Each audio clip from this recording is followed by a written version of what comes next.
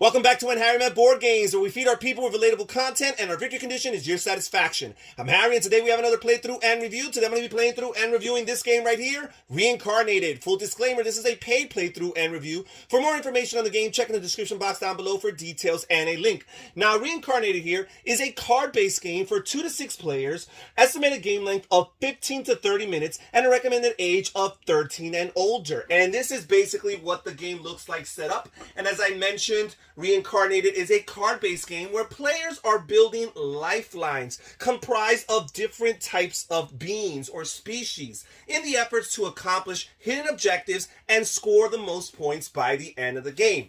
Now, there are a bunch of different cards that players have to account for. First of all, at the beginning of the game, we are going to deal out these starting bean cards, which are all plant-based beans. So this player here has the Venus flytrap as their starting bean, and they also have, this other player here has the aloe plant as their starting bean card.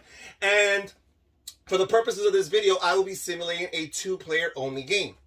Each player is also going to be dealt one of these face-down life purposes cards. And these life purposes are basically your hidden objectives. It's the way that you're going to score points uniquely from all the other players around the table. And let's take a look at the anatomy of this card. First of all, this player here is going to score 4 points for every reptile in their lifeline. That is the purple colored cards. They're going to score 3 points for every insect in their lifeline, 2 points for every bird being in their lifeline, and of course in this game all dead animals are worth 0 points for you intrinsically. There are actions that can be triggered throughout the course of the game that will cause these beings to die. They will not necessarily be removed from your tableau, from your lifeline as the game refers to it, but they will be considered dead, which means they will not contribute points. Any other being that does not happen to fall in the particular one specified here, or that it's still living, is going to be counted as 1 victory point for you at the end of the game. Now, on top of all that, players have 2 additional objectives that they're trying to accomplish. In this case, have 2 or more dead marine beings in your lifeline. That is the beings with the blue borders. But they cannot be living. They must be dead. And if you have 2 or more of these dead ones, that's going to grant you an additional 14 points at the end of the game. Also, it says control either the fire ant or the cactus. So this is very card specific, because although we have these cards comprised of 6 different types of beans, there's more unique beans within each of these particular categories. So in this case, if we either end the game with the fire ant or the cactus, we'll be rewarded an additional 12 points. And these are your life purposes cards. Again, each player is dealt 1 face down. This is hidden information that no other player is aware of. Now, there's 2 main decks that we're going to shuffle as well and set them aside. We're going to have the Karma deck, and this Karma deck is basically going to govern most of the actions that are going to be taking place throughout the course of the game. At the beginning of the game, we're going to deal a hand of 2 cards to each player as their starting hand. We also have here the bean cards, and there are 6 different types of beans. We have plant, reptile, insect, sea life or sea creatures, we have birds, and we have mammals finally. And we're going to shuffle this deck as well, and we're going to deal out 8 cards in the main player area, and this here is a market of cards that players will be drafting cards from. We're also going to set aside this human form card to the side, and the player who ends with the human form in their lifeline is going to be rewarded with 5 additional victory points at the end of the game. And I'll explain more about the human form later on, because this is not only incentive for 5 points, but it also is the end game trigger. Now we're going to simulate a few turns to give you guys an idea as to how the game plays. We're going to start with this player here on the left, and on a player's turn, they can take up to 2 actions. Their first action must be to play a karma card. That's their only option. As a matter of fact, if they do not want to play the karma card, a player can bypass their first action altogether and go straight into their second action. So let's look at this hand of karma cards and see what this guy has to work with. We have the replenish card. It says replenish either 3 beans or the entire bean pool. So this right here is the bean pool. It's always going to consist of 8 cards. Whenever a card is gained or reincarnated, or as the game refers to it, it's always going to be immediately replenished and replaced. So there's always going to be 8 visible available cards at a time. This here, if you do not like what's visibly available to you, The player could play this and either replace three, exactly three, or the entire pool. This player also has this Enlightened Karma card. It says, you may look at any one player's life purpose card. And I'm going to choose to play this card. I'm going to simply create a little discard pile here on the side. And I'm going to choose to look at this player's life purpose card. And this is very valuable information. So I see here that plant life is going to greatly benefit them. Every plant that they have in their lifeline is going to grant them 5 or more points. It also says here that if they have 4 or more karma cards in their hand, they'll get 14 points. That's not something I can necessarily control, but I could try to limit them in their life purpose, especially if your life purpose and their life purpose has any overlap. All the more incentive to try to stop and hinder them, but that's good information to know. So that's the first action. They played their karma card. Now for the second action, a player has 2 choices. They can either A, play another karma card, or B, they can choose to reincarnate their being. So right now, the starting being is your active being, and we're going to continue adding beings to the right side of this card here. And the rightmost being is always going to be considered your active being. That's the being that you're reincarnating from.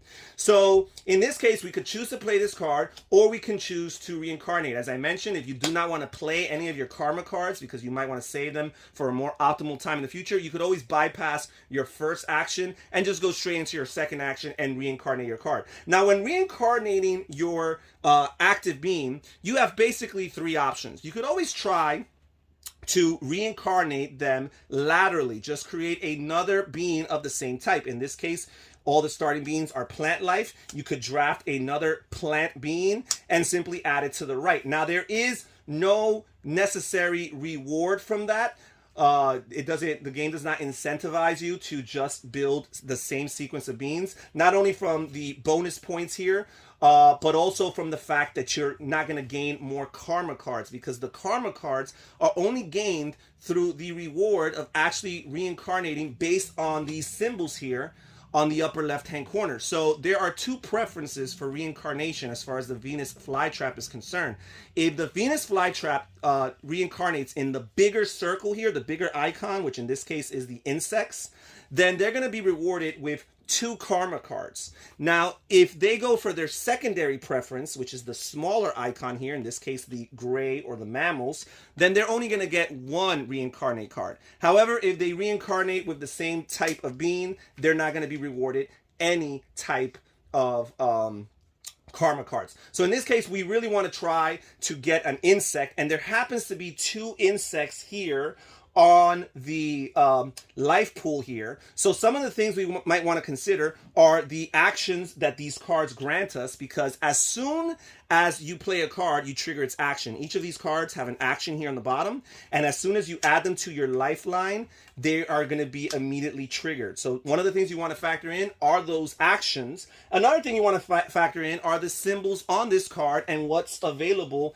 in the pool. So here, this card would be benefited by a bird and plant life, and there happens to be bird and plant life. This, on the other hand, happens to be benefited by more plants and by sea creatures. So that's something to consider. So this player here is going to choose to reincarnate this bumblebee here. And whenever you reincarnate a creature or a being, or when you gain it in any other way, because there are other ways of adding creatures to your lifeline other than reincarnating. You can gain them through other actions from cards. Whenever you add it to your lifeline, you're going to immediately trigger the action that's here on the bottom. It says, if the rose is visible in the bean pool, you may gain control of it. Now, that's a very particular card. It does not happen to be available in the bean pool, so it's irrelevant for the time being. So we're just going to draft this here. But because this is an insect, and this was the preference, the reincarnation preference of the Venus flytrap, this player here will be rewarded by drafting 2 additional karma cards and adding it to their hand. Now, this card will be immediately replaced, as there will always be 8 visible being cards in the life pool at a given time. Now, as I mentioned earlier, besides the reincarnate action, there are other ways that players can get their hands on being cards and add them to their lifeline. However, only the reincarnation grants you the reward of drawing these karma cards. If you gain a card through any other measure, then you do get to add them to the lifeline. You will trigger its main ability. You'll get whatever victory points it might get you at the end of the game, but you will not be rewarded with karma. So this player here is done. We're going to move on to the player here on the right. And again, for their first action, if they want to take it, they have to play a karma card. And we have this rebirth card, which says, bring any one dead being to life. So if there was any being in your lifeline that happened to die and it was against your wishes and you want to revitalize it in order to get the rewards for it, score the victory points for it, this is a good card to play. Right now, this guy does not have any being cards that are dead, so there is no purpose in doing this. They also have this change destiny. It says, regardless of life purpose, marine beings are worth 2 points. Now, these change destiny cards are double-sided. If you look at it this way, it says, regardless of life purpose, bird beings are worth 2 points. So this is a card that a player can play on any player's player area. They could play it on themselves, basically change the outcomes of their particular life purposes cards so that cards could be more valuable for them, or they can play it on an opponent and basically make things less valuable for them. And you place it face up on the side that you want to be active. Now, these cards, a player can only have one change destiny card on their player area. However, you can stack upon these and basically replace them. So in the future, if you have a change destiny card in your player area that you're not fond of, you could always replace it and play a more favorable change destiny card on top of it, thus nullifying the change destiny card beneath. So this player here is going to look at their life purpose card, and basically they are not rewarded for sea life. So they're going to put this here so that sea creatures will be worth 2 points for them at the end of the game, as opposed to just being worth 1 point for them. Because again, any animal type or being type that's not listed explicitly on your life purposes are going to be worth by default only 1 point. So we're going to play this here in this player area as a reminder that sea creatures are worth more for them. Now this player is done with their first action. For their second action, again, they have the choice to either play another karma card or to reincarnate, and they're going to reincarnate. So they're looking at their active being, which happens to be their starting being, the aloe here. And again, they could either reincarnate laterally, getting another plant life, or they can get a reptile or a sea creature. And now that we just made sea creatures more valuable, we made marine life more valuable, we're going to draft one of those cards. So we've got the electric eel here and the hammerhead shark. And I think I'm going to grab the hammerhead shark here because they're benefited by mammals, and there's 2 mammals currently available in the area, so very likely that one of them will still be available when we come back to our turn. And it says you may choose an opponent and gain control of 1 marine being from their lifeline. So it's not great timing. If they would have had a marine being in their lifeline, we would have been able to take it away from them. That would have been very beneficial, but that's fine. So we're going to play the hammerhead shark. We're immediately going to replace this, and because it was the secondary preference, this player here will be rewarded with 1 additional karma card added to their hand. Now this player is done. We're going to move back to this player here, and let's see what they have. They have a few additional cards here. They have the replenish card, which I mentioned earlier. They drew another enlighten card, but since there's only 1 player and they pretty much remember that this player here is benefited by birds, it's not going to be necessary. So they might consider playing this attain card. And it says here, choose a being from the pool and force an opponent to incarnate it. No karma is gained, and the being's ability is not triggered. So this player is actually going to sit on this card for a future turn. They're not going to do anything with it, and they're not going to play any of their other 3 cards. They're simply going to choose to go straight into their second action, which is their reincarnate action. And the bumblebee here, now as the rightmost card in their lifeline, is their active being. So they got to reincarnate based on the bumblebee. And the primary preference here is a bird, and there happens to be exactly 1 bird here. So we're going to get Tim the cockatiel here, and we're going to add it here to the area. And it says you may remove 1 change destiny card from play. So this player here is going to actually choose to remove the change destiny. Obviously, if this player played the change destiny card in their hand, it's to their favor. So we're going to get rid of that. So now this player will no longer be rewarded with 2 points for every marine life being they have in their player area. And we're going to replenish this here immediately with an additional being card. And this player here is going to draw 2 cards because they were able to reincarnate with the preferred type of being here. So they'll add 2 additional cards to their hand. Now, players do have a hand limit as far as their karma cards is concerned. They have a hand limit of 7. If at any point you have more than 7 cards, you will be forced to discard back down to 7. So you want to use these cards. You don't want to sit on them. You don't want to hold on too tight to them. You want to eventually use them and cycle them out of your hand of cards so you can make room for additional karma cards throughout the course of this game. This player here is done. We're going to move back on to this player here. And they had also drawn the Attain card earlier. And they're also going to choose to not play it right now. Instead, they're going to go straight into their Reincarnate phase. And they're going to choose to draft one of these mammals, because the hammerhead shark here, this marine life animal, is benefited by drafting or reincarnating into a mammal. So we're going to get this elk here because they can reincarnate into insects, and there's already 3 insects available. So this elk here is has this action. It says, look at any one life purpose card. So this player here can now look at this other player's life purpose card. So they will play this here. They will replenish immediately the life pool. Because this was their preferred type, the mammal type, they will be able to add 2 additional karma cards to their hand. And the action being triggered here allows them to look at the life purpose card of an opponent. They'll pick this player here and they see, ooh, reptiles. They really like reptiles. Let's try to keep them away from them as much as possible. And now this player here is done with their turn. Now, if you look at the bottom of these cards here, you see this dead skull symbol here. Whenever a triggered action makes an animal or a being die, you indicate this by flipping it over this way. And typically speaking, dead creatures, they do not contribute victory points for you. They do not contribute towards your top objectives here. And they don't even give you 1 victory point by default. But they can contribute to the other objectives here on the bottom. For example, here it says have 2 or more dead marine beings in your lifeline. So in this case, a dead being that happens to be of the right being type can benefit and reward you at the end of the game. Now also, if you look here at the elf, you see that this little symbol here, which is a human head, this lets you know that the elk, because it's a mammal, it can reincarnate into human form. So all of the mammals have the human form as one of their options as far as reincarnation is concerned. There are a few other cards sprinkled in. For example, this Pando card that also has the human form as an option for reincarnation.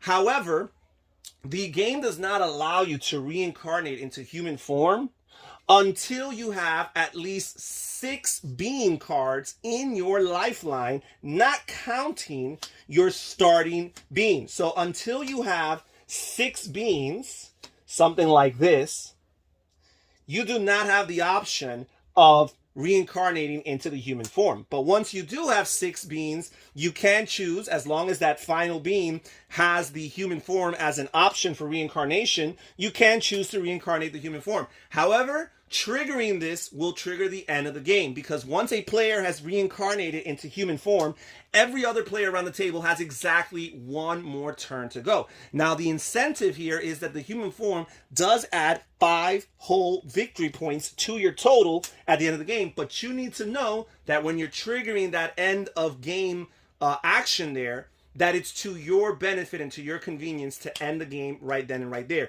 If you feel like you might be behind of the other player, you might want to wait a few more turns before pulling the trigger. And this is pretty much it as far as reincarnated plays. Players are going to continue doing this, as I mentioned, until finally one player reincarnates into human form, having at least 6 beings in their lifeline, not counting their starting being, and having that final being being a mammal or some other being that can reincarnate into human form. Once a player has done that, all other players around the table will get exactly 1 more turn. After that, players are going to reveal their life purposes, their hidden objectives. They're going to tally up the points based on their rewards for the particular types of beings. Again, any being that is not explicitly mentioned on your life purpose card, as long as that being is alive, that means it's skull or death symbol is not on the top of the card. Any being that's alive will still reward you with 1 victory point at the end of the game. Also, players will be rewarded additional victory points for these other particular specific objectives on the bottom of your life purpose card. And the player who has the human form in their lifeline will be rewarded an additional 5 points. Whoever has the most victory points at the end of the game is the winner. This is a really neat card drafting game with nice theming, good artwork. I like the puzzly aspect of trying to line up your being cards in a sequence that's advantageous to you, setting yourself up for future turns, seeing how you can interfere as much as possible with your opponents, but not lose sight of your particular objectives. I'm a big fan of hidden objectives in games, hidden scoring. I find that by default makes the game exciting throughout. Sometimes when you know the score of the game throughout the game, sometimes the score could be lopsided, and that in and of itself can really make a player feel deflated and maybe not as into the experience. I love the fact that hidden objectives make even the player who's furthest out from the lead go the majority of the game not really knowing that. So I really like that. The way the different actions here are triggered, the karma cards, neat game. Again, good aesthetic. If you're interested in these type of games with animal themes, this is a game you really want to look into. Again, check in the description box down below for more information and a link. That's it for today's video. Thank you for joining us here when Harry Met Board Games. This is Harry saying take care, everybody. Stay safe, stay healthy, and have fun gaming. Bye-bye.